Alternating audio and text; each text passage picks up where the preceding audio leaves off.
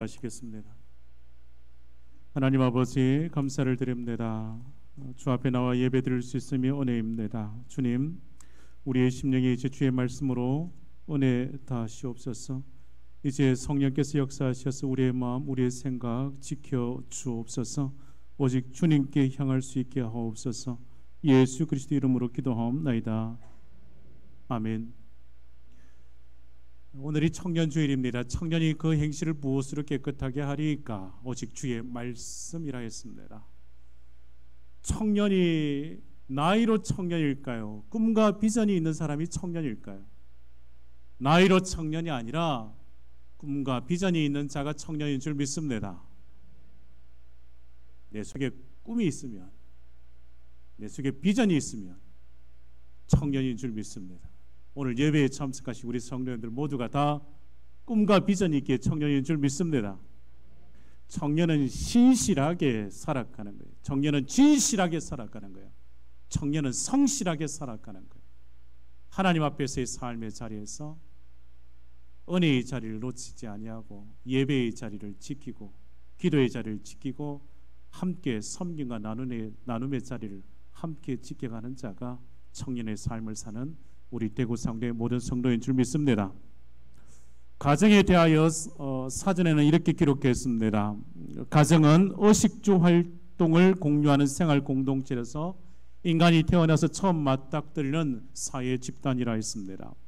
그리고 가정은 마음의 안식처이자 공동생활이 이루어지는 물리적 공간이라 말합니다.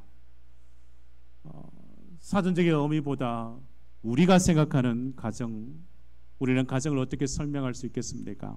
보통의 사람들은 서로 사랑하는 사람들이 모인 공동체를 가정이라 말합니다. 가정에 속한 사람들은 서로 돕고 사랑하며 살아간다고 생각합니다. 여러분, 가족이라는 이 단어를 생각하면 마음이 어떻습니까? 따스해지십니까? 지나온 삶의 자리에서 우리의 가정 또 우리의 가족들을 생각하면 내 마음에 따스한 여운이 남겨져 있습니까? 여러분의 가정에 속한 식구들 서로 사랑과 꿈과 희망을 나누며 살아온 삶의 자리라면 가정을 생각하고 가족의 그 식구들을 생각한다면 왠지 따스하지 않습니까? 슬프거나 힘들 때 함께 슬퍼하고 울었고 또 기쁠 때는 함께 웃을 수 있는 소중한 가족, 그 가족이 모인 곳이 가정이지 않겠습니까? 여러분, 인생길에서 가장 오래 그리고 가장 멀리까지 배웅해 주는 사람, 바로 우리의 가족이라는 사실을 우리는 잘 알고 있습니다. 그러기에 우리는 이 가정을 지켜야 합니다. 내 마지막 그 걸음까지 나와 함께하고 내 곁에서 나를 붙들고 동행하는 이가 가족입니다. 그러기에 우리는 가정을 지켜가야 합니다. 가정을 지켜야 하는 또 가장 큰 이유는 하나님께서 이 가정을 세우셨기 때문입니다. 그리고 하나님께서 제일 먼저 이 가정에 복을 주셨기 때문입니다. 그런데 우리 사회에 있어서의 문제가 무엇이겠습니까? 가장 큰 문제가 무엇이겠습니까? 경제적 어려움일까요? 우리 사회에 가장 큰 문제가 있습니다. 그건 가정 문제입니다. 우리 사회의 가장 큰 문제는 가정이 무너지고 있다는 것입니다.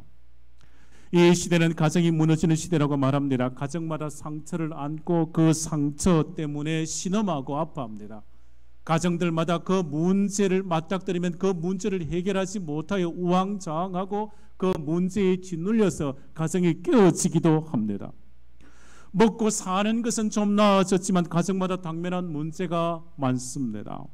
그러기에 성도는 기도와 말씀으로 이 가정을 지켜가야 합니다. 성도는 가정을 든든히 지켜가야 합니다. 성도는 가정을 아름답게 세워가야 합니다. 이 가정을 믿음으로 세워가야 합니다. 세상이 아무리 변한다 할지라도 우리의 가정은 하나님께서 축복하여 주신 가정이기에, 하나님께서 말씀에 든든히 세워준 가정이기에 우리는 이 가정을 지켜가야 합니다. 이런 이야기가 있습니다. 어느 동네에 두 집이 이웃하며 살고 있었습니다. 그런데 한 집은 시부모를 모시고 자녀들과 함께 사는 대가족이었습니다. 그러나 그 옆집의 한 집은 젊은 부부만 사는 단란한 가정이었습니다. 그런데 이상하게도 대가족을 이룬 가정은 항상 화목하여 가정에 웃음꽃이 피었는데 젊은 부부만 사는 집은 항상 싸움이 잦았습니다. 그래서 이 젊은 부부는 이웃집의 그 화목한 모습을 보고 의문을 가질 수가 없었습니다. 의문을 가지지 않을 수가 없었습니다. 왜 우리는 둘만 사는데 매일 싸워야 하고 저 이웃집은 여럿이 대가족을 이루어 모여 사는데 그토록 화목한 것일까? 그래서 어느 날 젊은 부부가 이웃집을 찾아가서 그 이유를 물어보았습니다. 대가족인데도 웃음 떠날 줄 모르고 우리는 둘이 사는데 매일 싸움만 하는데 그렇게 화목하게 지내는 이유, 그 비결이 무엇입니까? 화목한 그 가정의 식구들이 대답했습니다. 그것은 젊은 두 부부는 훌륭하고 우리의 가족은 모두가 다 바보이기 때문입니다.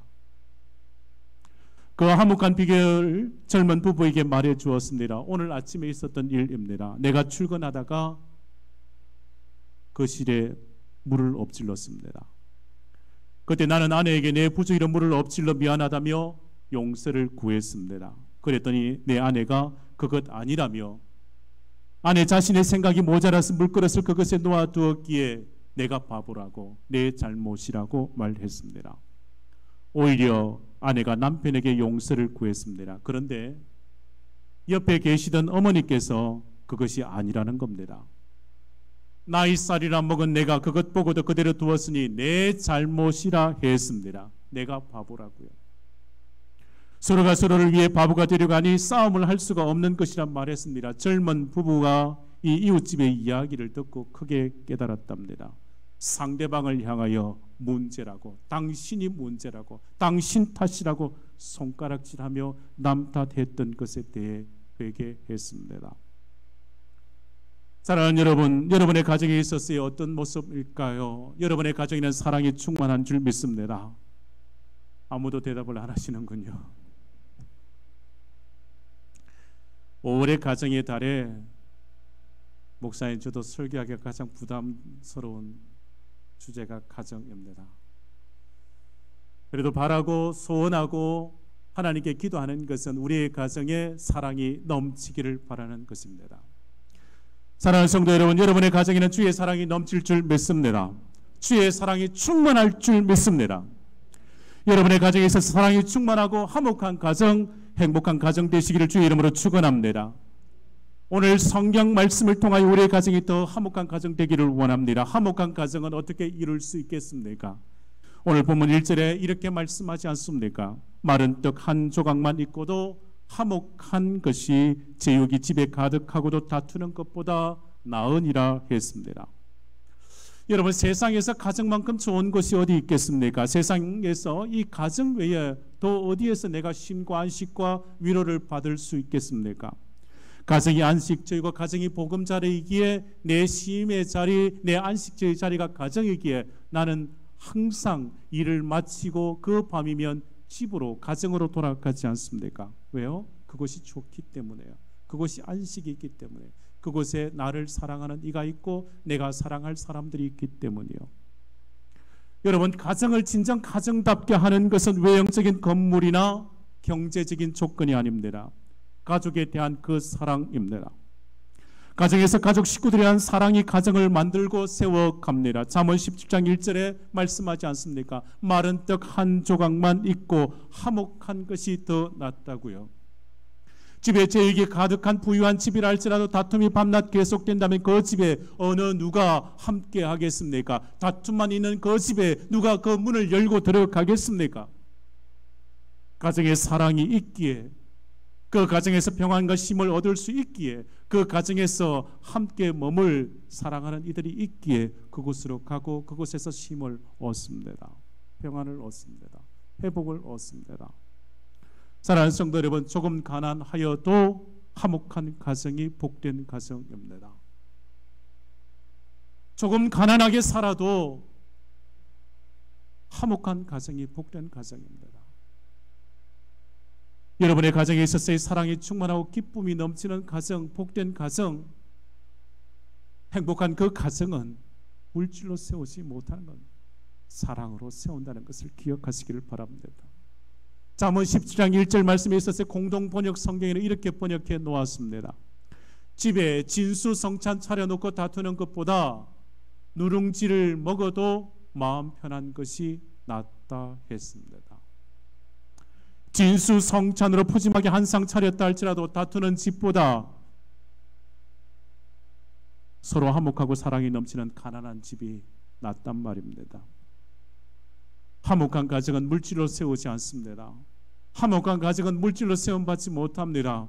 육신에 가득한 그 진수성찬으로 아름다운 가정을 세우지 못합니다.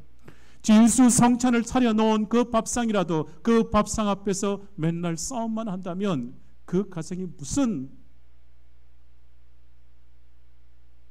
기쁨이 있고 희망이 있고 내일에 대한 약속이 있겠습니까? 화목한 가정은 물질에 의해 좌우되지 않습니다. 화목한 가정은 물질을 초월하는 것입니다. 남편과 아내를 세상 돈으로 구하지 않았습니다. 사랑으로 찾지 않았습니까? 사랑 때문에 살아가지 않습니까? 자녀도 마찬가지입니다. 사랑 때문에 낳았지 않습니까? 사랑 때문에 이 자녀들을 키워가지 않습니까?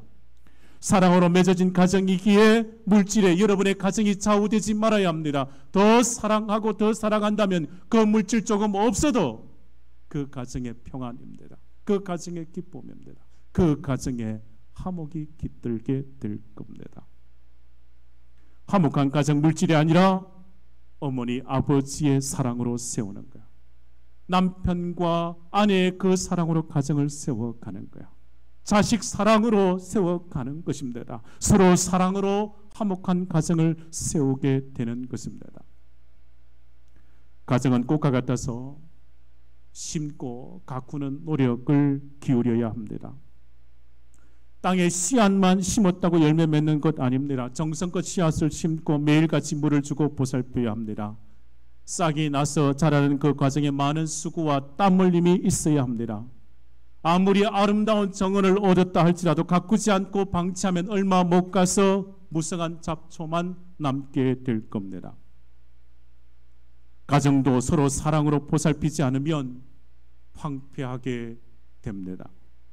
화목한 가정은 물질로 돈으로 세우지 않습니다. 사랑으로 세운다는 것을 기억하시기를 바랍니다. 사랑으로 세운다는 것이 우리의 가정이어야 합니다. 그래야 그 가정의 화목이 계속되어지고 평안이 깃들고 행복의 자리가 될 겁니다. 잠언 15장 17절 말씀에 또한 이렇게 말씀하십니다. 채소를 먹으며 서로 사랑하는 것이 살찐 소를 먹으며 서로 미워하는 것보다 낫다 했습니다. 진정 화목한 가정은 물질을 초월한다고요.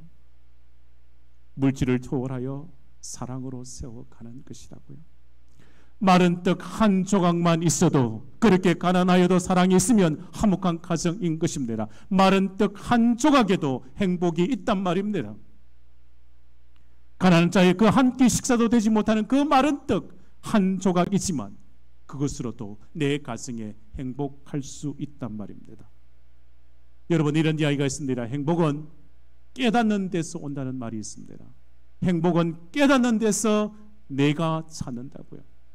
아무리 좋은 것이 있어도 깨닫지 못하면 없는 것이나 마찬가지입니다. 다른 사람들 보기에 별것 아닌 것 같아도 내게 정말 귀한 것임을 내가 깨닫는다면 그것을 통하여 내가 행복을 찾게 됩니다. 초라해 보여도 깨닫기만 하면 그것으로 화목하고 행복을 누리게 될 것입니다. 여러분, 이런 이야기도 있습니다. 문제가 해석되어지면 은혜라고요. 문제가 해석되어지면 은혜입니다. 삶의 문제가 주의 뜻으로 해석되어지기만 하면 여러분의 가정에 있어서 그 문제를 통하여 하나님께 주실 그 은혜의 자리가 있음을 우리는 알게 될 것입니다. 문제가 있음에 놀라지 마시고 두려워하지 마시고 기도와 말씀으로 그 문제를 해석하는 거예요. 하나님의 은혜로 그 문제가 해석되었으면 그 은혜 알게 됩니다. 하나님께서 예비하신 복된 자리인 것을 알게 될 것입니다. 우리의 화목한 가정 세상의 물질로 세우는 것 아닙니다. 사랑으로 세움을 기억하시고 주의 사랑 안에서 우리가 받은 그 사랑으로 서로 사랑할 때 우리의 가정은 더 화목하고 더 아름답고 더 행복한 가정 될 줄 믿습니다. 두 번째 화목한 가정은요, 다스림과 순종이 있습니다. 가정에서 부부 사이에서 상대방의 말을 경청하고 들을 줄도 알아야 합니다. 서로의 다스림을 받을 줄도 알아야 합니다. 화목한 가정에는 다스림의 질서가 분명 있습니다. 자녀는 부모에게 순종하고 부모를 공경하는 그 질서가 화목한 가정에는 분명 있습니다. 또한 부모는 자녀에게 자녀를 노엽게 하지 않습니다. 부모와 자식 간에 있어서의 순종과 돌봄의 질서가 분명 있습니다. 고린도전서 14장 34절에 말씀합니다. 하나님은 무질서의 하나님이 아니시오 오직 화평의 하나님이시라 말씀하십니다. 하나님은 질서의 하나님이시라고요. 40절에도 이렇게 말씀하십니다. 모든 것을 품위 있게 하고 질서 있게 하라고 말씀하셨습니다. 화목한 가정에는 다스림과 순종의 질서가 있음을 기억하시기를 바랍니다. 말씀을 따라 순종하는 것이 하나님의 법칙이고 창조의 원리입니다. 다스림과 순종이 있는 그 가정에 있어서의 화목이 있습니다. 그 가정에 다스림의 그 질서가 있을 때 평안이 있습니다. 서로 화평하게 됩니다. 믿음의 조상 아브라함이 이삭을 데리고 모리아 산으로 올라갔을 때 이삭은 얼마든지 도망갈 수 있었을 겁니다. 100세가 넘은 아버지 밀치고 도망갈 수 있었지만 그저 말씀에 순종하지 않습니까? 그 말씀에 순종하여 그 가정의 질서를 지키지 않습니까? 이삭의 아들 야곱도 마찬가지입니다. 아버지의 말씀을 순종하여 바단 아라면까지 나아가서 그곳에서 새 삶을 시작하지 않습니까? 야곱의 아들 요셉도 순종했습니다. 아버지의 유언을 받들지 않습니까? 아버지의 그 유고를, 아버지의 그 시신을 수마일리 떨어진 가나안까지 가서 매장하고 돌아오지 않습니까? 아브라함도 그 아들 이삭도 또 그 아들 야곱도 그 아들 요셉도 창세기에 나오는 모든 이스라엘 그 족장들 다 질서의 하나님께서 말씀하신 그 말씀대로 순종했다고요. 순종의 사람들이었습니다. 하나님은 가정의 다스림과 순종의 사람들을 복의 근원으로 세워주셨습니다. 그런데 부모의 다스림에 순종하지 못하고 질서를 어긋나게 하거나 부끄러운 일을 계속하는 자녀라면 오늘 본문의 말씀 잠언 17장 2절 말씀에 슬기로운 종이 주인의 그 아들을 다스린다고 했습니다. 슬기로운 종은 부끄러운 짓을 하는 주인의 아들을 다스리겠고 또 형제들 중에서 유업을 나누어 얻으리라 했습니다. 사랑하는 성도 여러분, 여러분의 가정에 있어서의 질서가 있어야 합니다. 분명 그 질서에 있어서의 그 질서를 지켜갈 때 화목하고 행복한 가정이 될 줄 믿습니다. 그 질서에 순응하시는 거예요. 순종하시는 거예요. 세 번째 화목한 가정은 예수님이 주인 되는 가정입니다. 오늘날 많은 가정에 있어서 위기를 만나고 중심을 잃고 왜 무너지게 될까요? 행복은 사라지고 불행이 싹두고 아픔과 고통의 열매가 무엇 때문이겠습니까? 가정 중심에 있어서의 그 중심의 자리에 내가 있기 때문입니다. 왜 나의 말을 듣지 않냐고.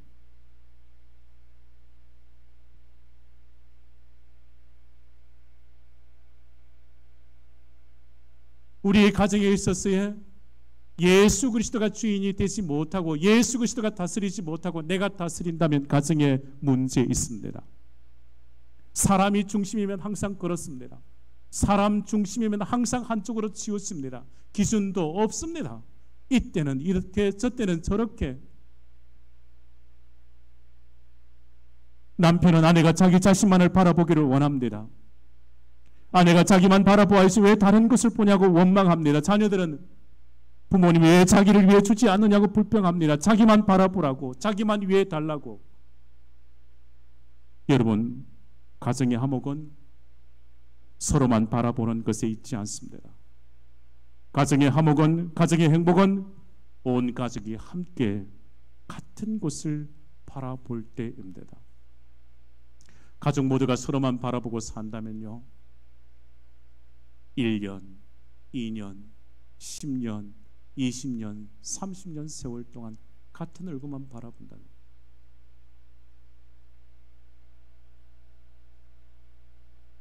같은 얼굴을 바라볼 것이 아니라 같은 목표, 같은 꿈, 같은 비전, 함께 같이 바라보는 것. 그래야 가정이 하나가 되었습니다. 여러분의 가정에 속한 모든 이들이 주님을 바라보면 가정의 평안이 깃듭니다. 서로만 바라보면 짜증만 날 뿐입니다. 주님을 같이 바라보면 문제 해결 받습니다. 화목한 가정이 어떻게 이루어질까요? 서로를 바라보지 마시고 그 손 잡고 주님 바라보시면 됩니다. 여러분의 가정이 오직 주님만 바라보시기를 원합니다. 진정 주님만 바라볼 때 우리의 가정의 문제 다 해결되어지고 주께서 주신 그 평안이 내 삶의 자리에, 내 자녀의 삶의 자리에, 우리의 부부의 이 문제도 다 해결하여 주시고 주께서 주신 그 평안, 그 화목함이 깃들게 될 줄 믿습니다.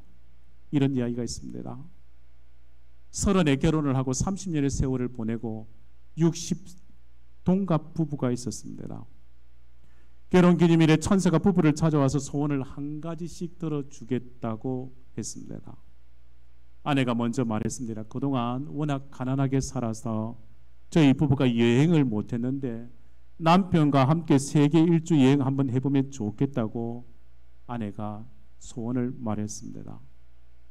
그러자 천사가 세계 여행을 위한 항공권과 여행 경비를 아내에게 건네주었습니다. 아내가 소원을 말하자마자 이루어지는 것을 지켜본 남편이 아내의 눈치를 솔솔 살피더니 멋쩍게 웃으면서 말했습니다. 저는 30살 젊은 여자와 살았으면 좋겠습니다. 그 말에 천사가 그동안 두 분이 열심히 살아서 드리는 기회인데 소원을 안 들이댈 수도 없고 천사가 남편에게 잠시 눈을 감고 뜨라 했습니다. 눈을 감고 눈을 떴는데 자기 눈앞에 예쁜 새댁이 나타난 것이 아니라 그저 30년의 세월 함께 살아온 아내가 있었고 아내가 바라본 남편은 아흔의 모습으로 서 있었습니다. 잘 이해가 안 되시나요?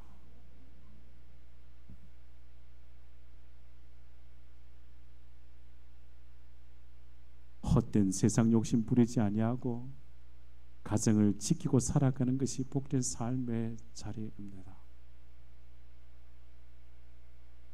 우리의 가정이 주님이 다시는 가정이면 평안입니다. 30년의 세월 주님 바라보고 살아온 세월이기에 또 30년의 세월을 주님 바라보고 살아가는 삶의 자리이면 그 가정이 행복한 가정입니다. 자동차 왕 헨리 포드가 모든 일을 내려놓고 퇴직하여 자신의 어린 시절 고향 집으로 돌아갔습니다. 그는 고향에서 작은 집 한 채 구하여 그 작은 집에 머물게 되었습니다. 미국에서 가장 큰 자동차 기업의 회장이었던 포드에게 어울리지 않는 작고 초라한 집이었습니다. 가끔 그의 친구들이 포드를 만나러서 그 고향 집에 찾아올 때마다 그 작은 집을 보고 실망해서 포드에게 이렇게 말했답니다. 포드, 자네가 낭비를 싫어하는 것은 알고 있지만 그래도 이건 너무하지 않는가? 아무리 그래도 이 작은 집에 생활하기가 불편하지 않은가? 그때마다 포드는 행복이 가득한 모습으로 친구들에게 말했답니다.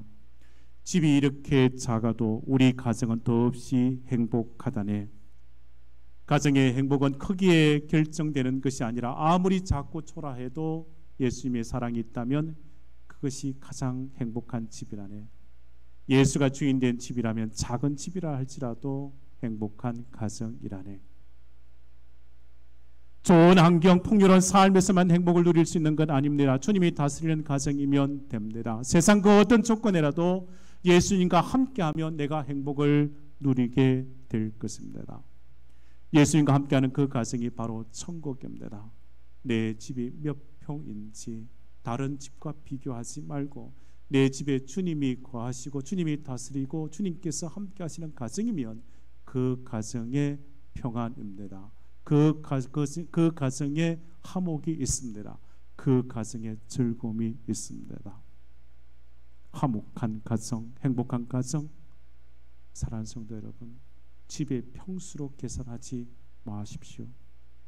화목한 가정의 그 행복은 내 집의 평수로, 세상의 돈으로, 내가 가진 것으로, 그 물질로 알 수 없습니다. 예수 그리스도가 내 가정의 주인이면 내 삶의 자리에 평안입니다. 내 삶의 자리가 형통의 복입니다. 우리의 가정에 있어서의 화목한 가정이 될 것입니다. 요한복음 15장 7절 말씀에 주님 내 안에 내가 주님 안에 거하면 무엇이든지 구하면 받으리라 말씀하셨습니다. 너희가 내 안에 거하고 내 말이 너희 안에 거하면 무엇이든지 원하는 대로 구하라. 그리하면 이루리라고요. 11절 말씀에 말씀하십니다. 내가 이것을 너희에게 이르면 내 기쁨이 너희 안에 있어 너희 기쁨을 충만하게 하려 함이라고요. 주님이 우리의 가정에 거하시면 우리의 가정에는 기쁨이요 우리의 가정에 즐거움이요 믿는 자의 가정의 주인이 예수 그리스도이어야 합니다. 화목한 가정의 주인이 예수 그리스도인 줄 믿습니다. 여러분 이런 글귀 보셨습니까? 그리스도는 이 집의 주인이시오 식사 때마다 보이지 않는 손님이시오 모든 대화에 말없이 듣는 이시라. 그리스도는 이 집의 주인이시오 식사 때마다 보이지 않는 손님이시오 모든 대화에 말없이 듣는 이시라. 그리스도가 성도의 가정의 주인이면 됩니다. 내가 사는 집에 예수 그리스도가 주인이면 됩니다. 우리 주님이 늘 함께하면 됩니다. 그것으로 만족입니다. 내 집에 있어서의 단칸방이지만 그곳에 주님 함께 하시면 그곳이 천국입니다.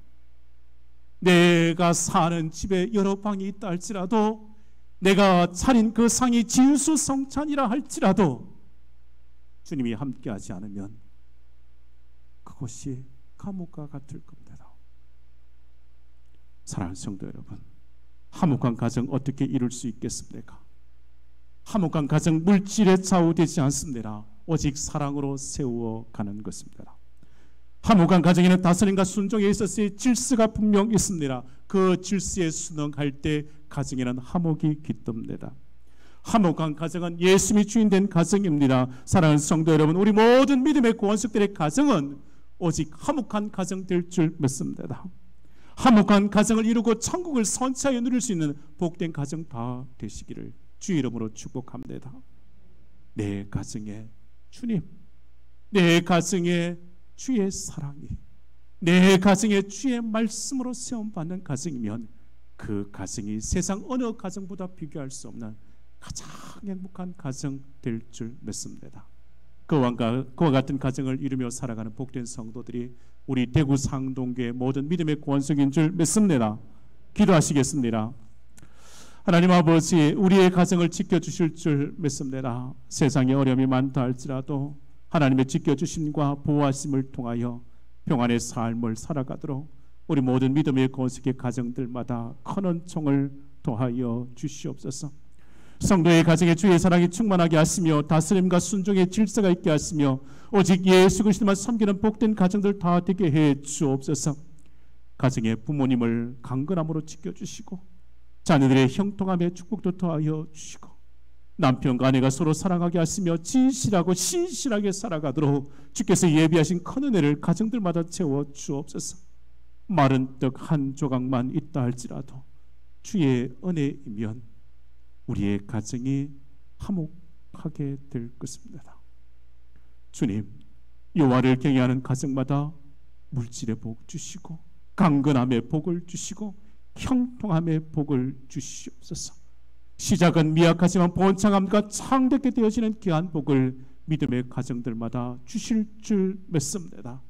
채우시고 넘치는 귀한 은혜를 우리 모든 믿음의 건식의 가정들마다 채워 주옵소서. 예수 그리스도 이름으로 기도하옵나이다. 아멘.